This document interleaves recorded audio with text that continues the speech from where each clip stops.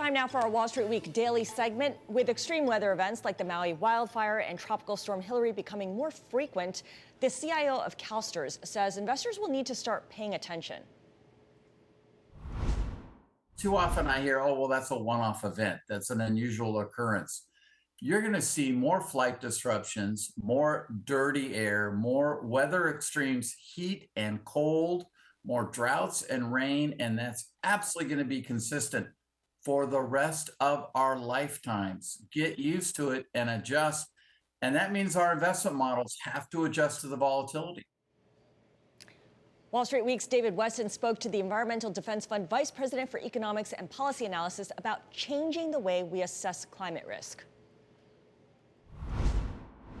What we're seeing now is just repeated examples of natural disasters, climate extremes happening at scales we haven't seen before, in places we haven't seen them occur before. And so we're really in this period of growing natural disaster risk. Insurers tend to be some of the most sophisticated risk assessors that we have out there, but historical experience is no longer a good indicator of what we might see coming forward. And so that's why we're seeing the industry and others turn to a variety of modeling tools in order to try to get a handle on how risk is changing. But it does introduce some much greater levels of uncertainty about what the future might bring. So if you're the government or if you're a private insurer, how do you take a look at those models? Is it a matter of they happen more often, they're bigger when they happen, or they're just popping up in places, I say, like in Maui, that you wouldn't even expect them to happen at all?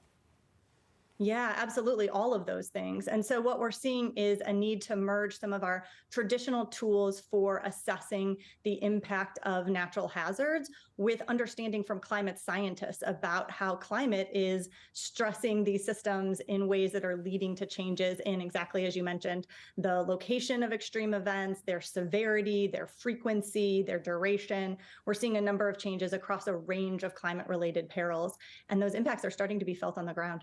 As people try to work through the models, reform the models for a different climate, what are the respective responsibilities, in your judgment, of the government, the public sector on the one hand, and the private sector and insurance companies on the other? Yeah, well, what we're seeing is that the traditional model of insurance, particularly for the homeowners market in the US, is one of 1-year annual policies. And so because of this, they're most interested in what the immediate risks are in the coming year and the short term. And they're able to rapidly adjust their exposure by changing where they're writing policies. And so they're able to respond fairly quickly as they see risks changing over time. The public sector is making investments in many long-lived things, our infrastructure, where we allow building and the type of building. And those investments are going to have impacts on what losses we see decades into the future. And so in some sense, they need actually a much longer term view of how risk is changing over time than insurer needs for their immediate business decisions. Well, we're seeing some of that response from the insurance companies already. For example, in California with insuring homes, as I understand it, for example, Allstate, I think, pulled out of the state. Is that helpful or hurtful? I mean, the fact that an insurance company could just say, okay, we're not going to write policies there anymore. Yeah, we're seeing this trend now in a number of climate stressed markets around the country, where as the risk gets to be too high for insurers to comfortably or profitably cover, or to be able to cover at prices that people can afford to pay for their insurance coverage, we see the private sector contracting in these markets. And what happens in response is that that risk is usually transferred over to the public sector. So we have a number of public sector disaster insurance programs to essentially pick up the risk when the private sector can't or won't. This has been happening for over 50 years with flood. We have a federal program to provide flood insurance when the private sector pulled back from that peril a long time ago. But we also see state level disaster insurance programs in every state that's prone to hurricanes. These are sometimes called beach plans or wind pools. And in some states like Florida, they're writing a growing amount of just standard property insurance and wind coverage in their state. We're also seeing in places of wildfire risk, to come back to the recent fires, but also California is seeing growing fire risk, and they also have a state program that's now writing more of these policies. The challenge of this, though, is that that's just shifting the risk to the public sector, and it might ultimately come back to hurt taxpayers. Well, Well, what about that risk shifted to the public sector? Because I've understood from some of your work, actually, that we have, of course, FEMA. We have a certain amount that's appropriated every year, but increasingly we have to rely upon special appropriations because the basic appropriations are not enough. Is that working? Should we reform the way we're really appropriating money for these natural disasters? Yeah, the increasing risk that we're seeing around natural disasters is impacting not just the private sector, but our public sector disaster programs.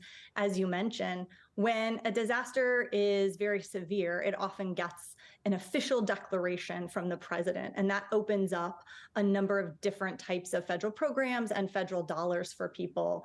FEMA governs many of these disaster dollars, but not all of them. And we are seeing that as we have more severe events or more frequent events, in order for FEMA to keep making those payments to households, to local governments to help with disaster response and recovery, that Congress needs to appropriate more and more dollars into those programs in order just to have the funds to keep paying people. To come back to Maui for a moment, our hearts all go out to the men and women, the families in Lahaina. But what should the goal be for the government, for the private sector? Should the goal be to rebuild Lahaina the way it was, to rebuild it better? What should we be trying to accomplish here? Yeah, I think what we need to do is start thinking of these disasters, as terrible as they are, as opportunities to rethink the way we're building and where we're building so that we can be better prepared for the future, so that in the future, these types of events aren't so tragic and don't impose so many losses. The real difficulty is that in the aftermath of a disaster, as everyone knows, is a really hard time to be thinking about those needed changes. And so we need to, as communities, as the federal government, as individuals, start thinking about what those shifts are that we need to be making in terms of our development, and to help us be prepared to implement those when the time for rebuilding comes.